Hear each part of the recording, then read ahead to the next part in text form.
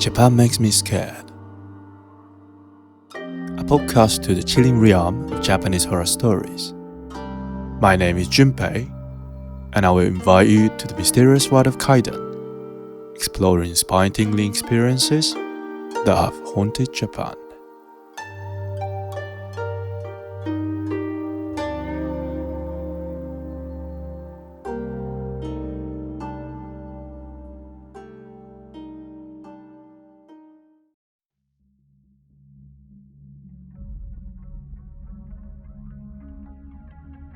Konbanwa minasan. Welcome back to another episode of Japan Makes Me Scared. I'm Junpei, your host, and I'm gonna share various horror, scary stories of Kaidan in this podcast. Question of the day: did you have a favorite doll when you were a child? In my case, I really loved my monkey doll and turtle doll. I think I slept with them in my bed every day for probably 5 years.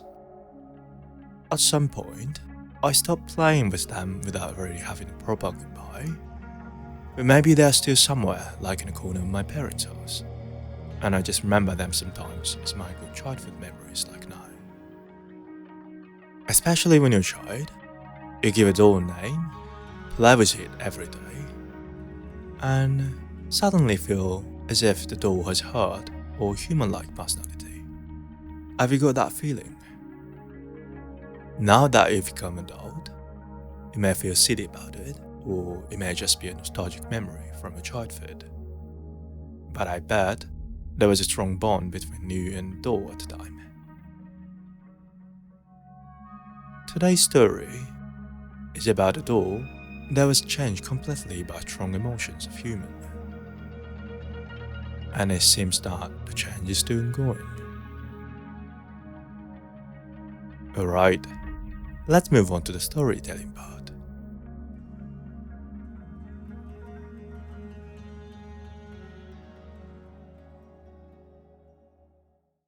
Episode 28, Okiku Doll.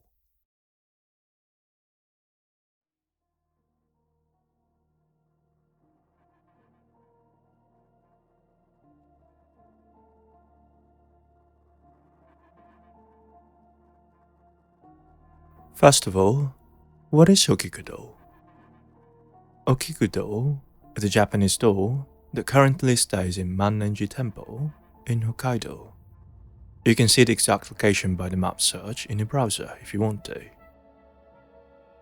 In general, we have Ichimatsu dolls in Japan, which are kind of traditional Japanese doll crafts using wood, and a doll in a temple used to be just one of them. The look of Okiku Doll includes a bit plump white face, a slightly open mouth and red lips, a little bit higher than waist-length black hair, and a body dressed in a kimono. And this hair is actually made of human hair. A slightly unorganized hair and emotionless expression on the face create a unique atmosphere that may give some viewers a horror impression. And the thing is, this impression is not wrong. Because what makes Okiku Doll famous is that her hair keeps growing despite being a doll. The story is said to have begun in 1918, during the Taisho era, but it became nationally known since 1970, when Hokkaido newspaper introduced it, along with its backstory. Then, what is the backstory? Actually, several patterns exist regarding the history and the background of Okiku Doll, but the most widely known story is something like this. Back in 1918, there was a boy named Eikichi Suzuki who was 17 at the time.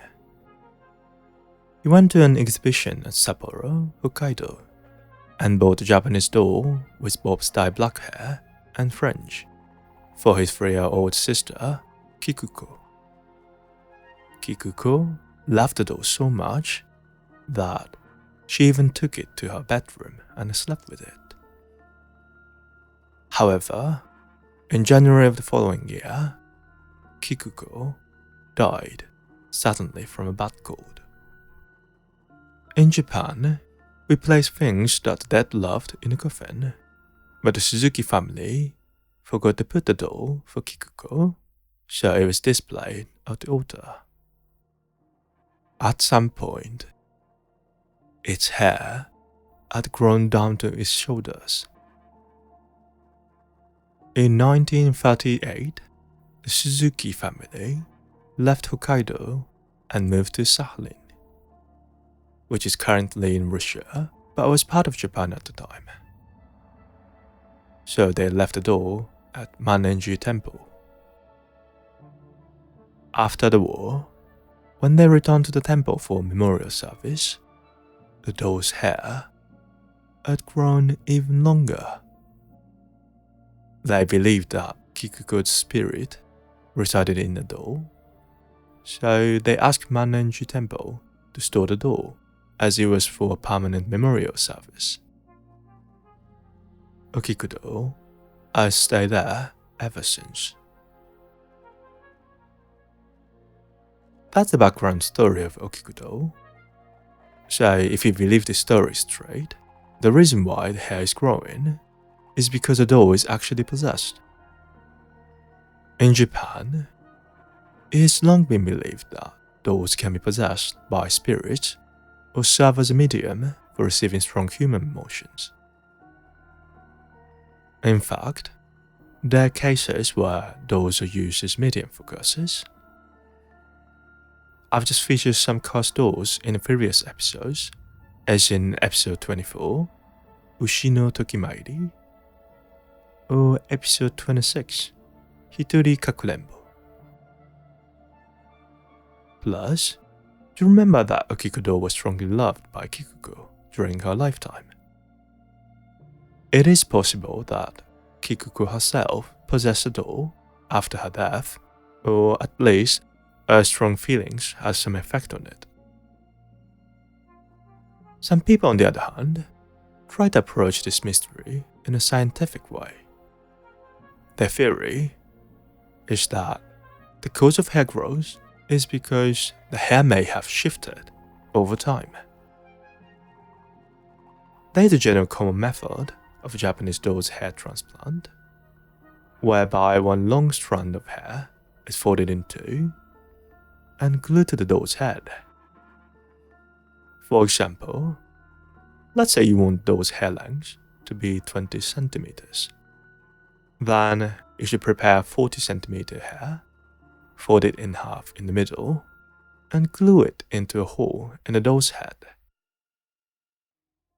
When hair is transplanted in this way, if the glue gets old, the adhesive strength weakens, and the hair may shift little by little, giving an appearance of unevenly grown hair. Sounds like a pretty likely theory, doesn't it? I know what you're thinking about. An investigation into whether Okiku Doll's hair was planted in this way would provide further verification of this possibility. However, a detailed investigation of the Okiku Doll has not been carried out due to the wishes of Mannenji Temple. So the theory is not being confirmed yet.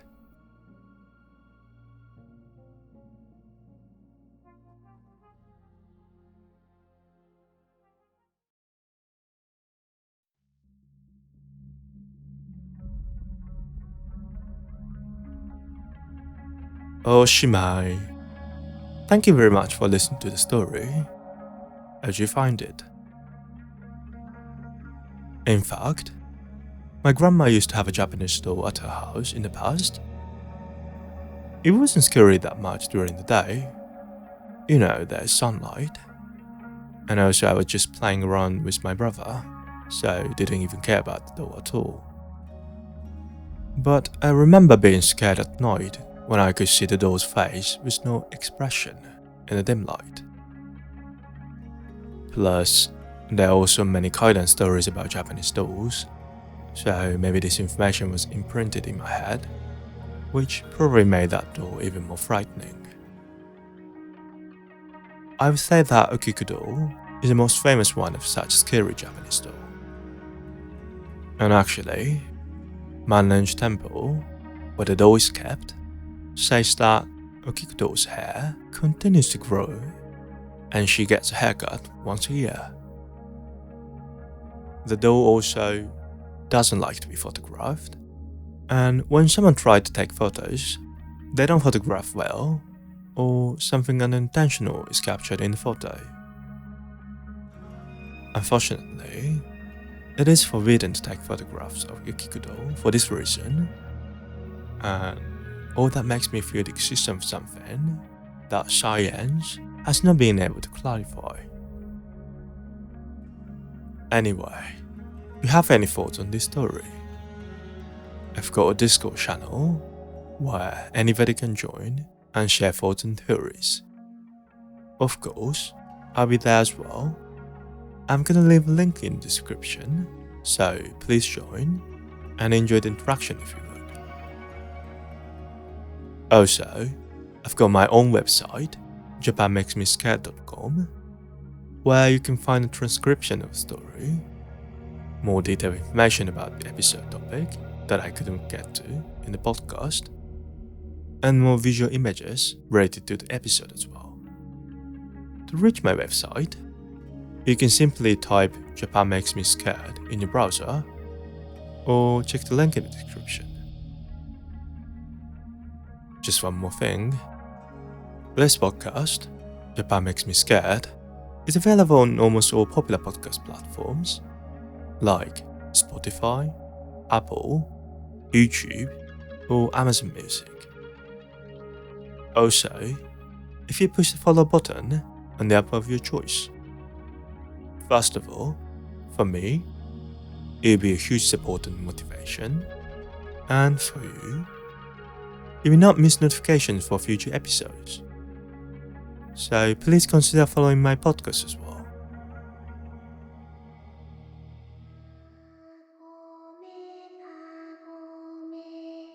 Alright, we're getting close to the end, so let me say one thing. Arigatou gozaimasu again for listening to my podcast, Japan Makes Me Scared, and sayonara for more children fruits next time. Bye.